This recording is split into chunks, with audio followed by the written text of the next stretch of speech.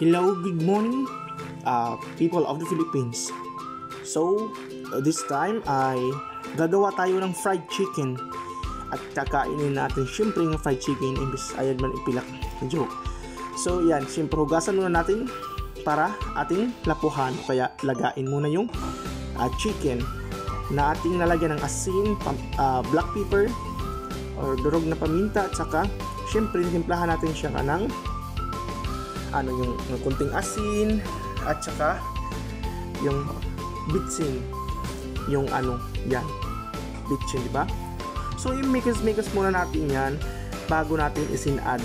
Ayan, ilagay natin sa kalayo bago natin, ayan, syempre mix muna yung instant muna kasi para mahalo yung lasa ng yung timpla ng parang minarinate ko rin siya pero hindi, kasi lalapuhan ko siya pero hindi naman gaano kaluto kasi piprituhin naman yung syempre fried chicken naman yung prinitong fried chicken.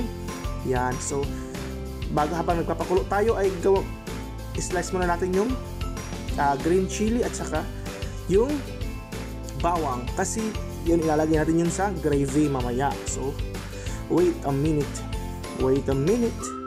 kasi habang naghihilat tayo ng maluto yung manok ay may kumaladkad pala, hindi naman gaano kaluto. Yan, kasi piprituhin pa naman natin yun. I-slice muna natin yung pang gravy natin para hindi masayang yung oras. So ayan na nga, luto na siguro. Ayan, so hindi naman gaano kaluto kasi lulutuin pa yan mamaya. So kumbaga para hindi gaano yun, basta problema nyo na yun. Ayan, so tanggalin na natin para mag-dry siya, para i-coat natin sa sa crispy fry, yan, at sa harina, yun. Syempre, kaya ilalagay mo natin doon, sasalaan natin yung para yung tubig hindi mahalo kasi syempre basta, ayan, kaya ilalagay natin yan ng limon, ng kalamansi, ng limon, love. Ayan, so sinalaan ko na yung chicken. Ayan, syempre pati yung harina aking aag-agin para walang duming, kasi minsan mayroong mga itim-itim na mga bubuyo, iwan ko ng tawag doon, basta yun. So kailangan nating ag-agin. Ayan, so yun na nga, ag-agin para so tapos na, post ko yan, lagay natin yung crispy fry, yan, so ilagay natin yan para pag-coat yan mamaya. Yan na, iba lang yun. At saka ito naman yung ihahalo ko para mag-dry. Syempre lagyan natin ng bell pepper, ng black pepper, at saka haluin natin ng magic sarap, or lagyan natin syempre ng asin, kunting asin, at saka itlog para siya dumikit. Yan, yun.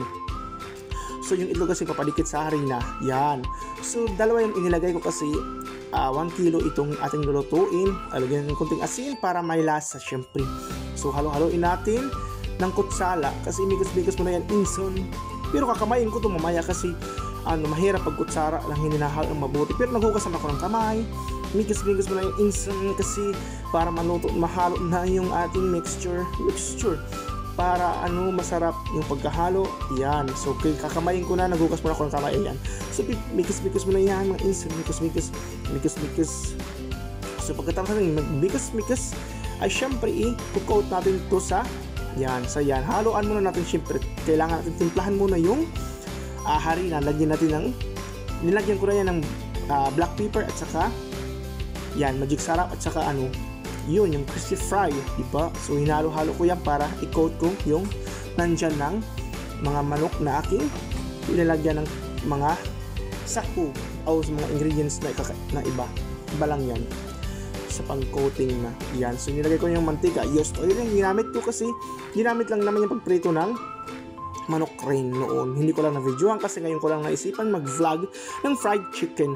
Chicken na chicken, mami, ay lucky mo na yun. So ayan na nga, pagkatapos ng mikos-mikos, so ilalagay na natin yan para ma-coat sa ating sa ating harina na may timpla rin syempre para masarap din syempre.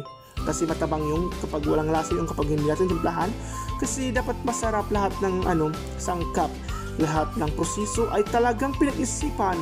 Walang kinikilingan, serbisyo ito lamang, at dahil hindi kami natutulog, pero nakapagprinito, yan na nga. So atin lang munang paiinitin yung mantika syempre para pag kumulo na o kumaladkad na siya ay pwede nang ilagay. Palagkad na kasi yung tanglay-tanglay, maghinilat, ilagay natin kasi ginagugutom na ako, people of the Philippines. Tapos kung imikis-mikis, ininagay ko na yung mga manok na ating coat sa ating harinang pinaghaluan natin ng ibang sangkap para mas masarap. Ayan, so nilagay ko na, ayan, di ba, na fast forward. So yan, pag kulay brown na siya, pwede natin haunin yan. Luto na yan pag kulay brown kasi hindi naman to gaano kahilaw kasi di ba, nilaga ko na yung kanina templado na, kaya kahit hindi, para yun yung sekreto ko para ngayon hindi na yan sekreto. Kasi para hindi gaano nating matibid, hindi masunog, tibid. Ayan, so matibid o masunog, hindi yan masusunog kasi pag kulay brown na hinahaon ko na kasi luto naman siya. Ang importante lang ay maluto siya talaga. Kasi masarap yung pag hindi tibid. Kasi pag tibid na or sunog, medyo mapait na, medyo parang abdo na ng sawa. Ayan, sa people of the Philippines, pagkatapos natin imikos-mikos doon sa kalaha o sa kawali. Ayan, so haunin natin kasi kulay brown na siya. Ayan, di ba? Kulay brown na. Parang karanon lang, parang ring-ting. Ayan, sa people of the Philippines, hahaunin na natin yung unang batch ng pagsalang ng ating mga manok. Yan, so pagkatapos ito, syempre, isusunod natin yung nandiyan pang natitira para lahat maluto, syempre, hindi na pwedeng hilawin. So ayan na nga sa people of the Philippines, hinahaong ko na, ilalagay natin ulit yung iba. Ayan, so kinakamay ko lang kasi naghugas naman ako ng kamay, mikos-mikos po na yan, insan. So yan na nga, nilagay ko na lahat, last trip na yan. Syempre yung sobra doon na nakikita nyo ba yung sobrang harina doon sa yahong, o tumadi ako kasi nagugutom na ako. Ayan, binalik ko kasi mamaya kakainin ko pa yan. Ayan, gagawin natin gravy. Yan na yung purpose natin, yung sobrang kanina, gagawin natin gravy, yung sobrang harina doon sa pinaghaluan ko sa ating minikos-mikosan ng chicken. Yan, lagyan natin ng spicy flavor yung aking ginawa kasi meron yung maanghang na green chili. At syempre, yan, nilagyan natin ng crispy fry, syempre pampalasa. Lagyan natin ng asin, syempre, hindi mawawala yan. Syempre, lagyan natin ng black pepper. Ayan. Hindi ko na nakita yung black pepper kasi nahubian na ako magpakita. Ayan. So, magpapainit natin kasi doon natin lutuin yung gravy. Yan. Yun na, nilagay ko na. Nagmadali ako kasi nagugutom na ako. Kailangan natin yung halo-haloin para hindi dumikit. Ayan, lagyan natin ng Knorr cubes. Ayan, pampalasa yan. Nagdag pampalasa. So, kailangan halo-haloin natin. Imikos-mikos natin yan ng mabuti doon sa kalaha, sa kaldero. Yan, kasi medyo malapot pa. Yan, ilagyan natin ng tubig. Yung pinagugasan ko ng yan, di ba? Malapot pa. So, pagkatapos na maluto, ay pwede nang i-serve. Ayan, so di ba, ang bango-bango to, parang nag-jolly ako sa McDo. Kasi sobrang sarap nito, yummy, grabe. Masarap lang yung chicken, pati pa gravy, masarap. Grabe.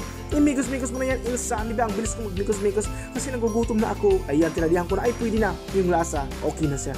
So ayan, so yung kaninang kinain ko ulit, yan, grabe, sarap kahit mainit. Grabe. Sobrang sarap, lalo na pag mainit. Yan, di ba? Grabe, sarap. So yummy. Siyempre ako luto kaya masarap yan. Lagay ko na yung gravy yan, di ba? Medyo malapot siya pero masarap siya. Grabe. Spicy kasi yung flavor kasi magpakimaanghang kami dito. Kaya ayan, people of the Philippines, sarap yan na. Yan na yung product. Yung finished product, ayan yung gravy, yan yung chicken, syempre. So kakain ako, syempre, hindi yan pwedeng hindi ako kumain. Nagbumukbang ako kasi kahit diet ako. Bukas na lang ulit ako magda-diet kasi sarap ng ulam. Ayan, sa tuuday siya. Ayan siya. Diet siya, hindi siya kumakain pero kakain siya, mamaya hindi lang siya nakita sa video. Ayan, sa people of the Philippines, imikos-mikos mo na yan, insan. Grabe, ang dami kong kain ngayon ng luto, ang daming kanin at saka mayroon pang gulay na kasama yung pinangat na gaway, gabi ng linuto na maanghang rin yan. Ayan, di ba, pinangat yan. Diyos ko, grabe. Tapos meron yung langka, yan, langka, di ba? Ang dami kong lagay sa kapinggan ko kasi diet ako, ganyan ako pag-diet. Mas maraming kain, ayan yung gravy, di ba? Isang yahong yung gravy, patilmo ka yung gravy, hindi tulad sa Jollibee at McDo na kunti lang yung gravy, kaya nabilikin ako kasi gravy palang ulam na grabe, sarap-sarap kasi maanghang. So people of the Philippines, kain tayo dyan, kumain tayo sa merong fried chicken. So kain tayo ng people of the Philippines, kumain tayo kasi yung sarap-sarap, di ba? Bilis kong kumain kasi fast forward ko yan kasi nagugutom na ako ng sobrang gutom ko na talaga, mga instant people of the Philippines. Kain tayo dyan, pangiklip ko na to kasi ang gutom-gutom, di ba? Grabe, ang sarap pa rin ng pinangat ng utang, yung gulay ng gawin, gabi. At saka syempre yung langka na ginataan. Ayan, so grabe, sausaw sa gravy. Ayan, grabe, di ba ang sarap? So people of the Philippines, kung gusto niyo magluto ay talagang gayahin niyo lang yung pagluto ko. Ay pwede kayong gumawa ng yung sariling version ng fried chicken kasi marami namang style, di ba? Yung iba hindi nilalapuhan, yung iba hilaw lang.